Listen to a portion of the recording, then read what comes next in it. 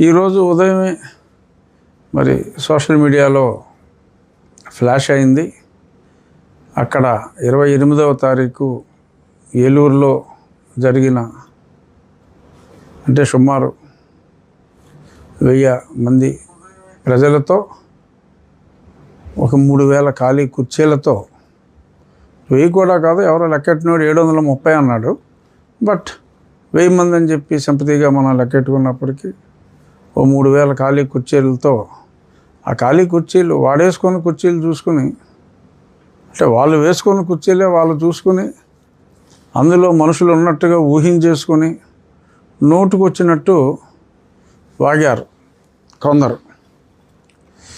So అలాంటి వాగ్గేయకారుల్లో ఒకడిని నోట్లో అని చాలా జుగుప్సాకరంగా మాట్లాడిన వ్యక్తిని మరి నిన్న మొన్న సోషల్ మీడియాలో కూడా ప్రజలు ముక్తకంఠంతో ఇలాగ ఆ నోట్లో కానీ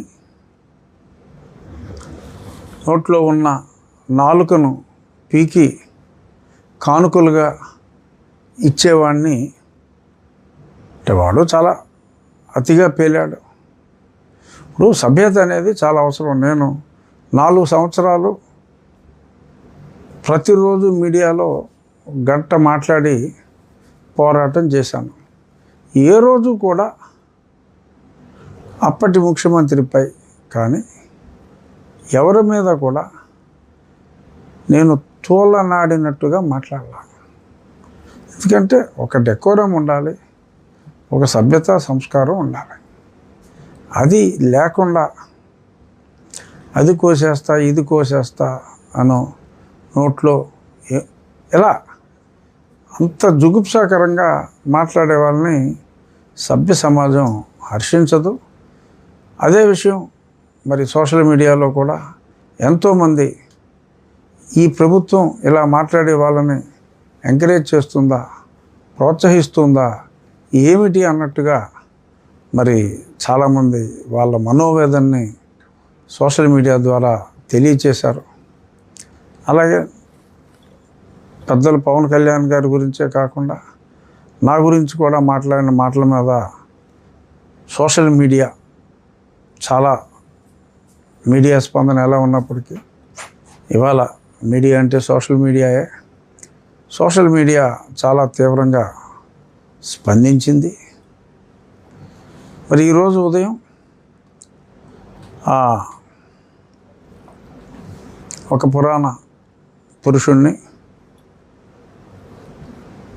రావణుణ్ణి ఈరోజు అర్ధరాత్రి సోషల్ మీడియా కథనం ప్రకారం, ఇంకా మెయిన్ మీడియాలో వచ్చిందో లేదో, సోషల్ మీడియా కథనం ప్రకారం 12:30కి అరెస్ట్ చేసినట్టుగా పిఠాపురం పోలీసులో మరి కాకినాడ జిల్లా మరి అక్కడి నుంచి అరెస్ట్ చేసినట్టుగా తెలిసింది. ఖచ్చితంగా ఇది ఎట్టకేలకు ఆహ్వానించదగిన పరిణామం. చాలా సంతోషంగా ఉంది.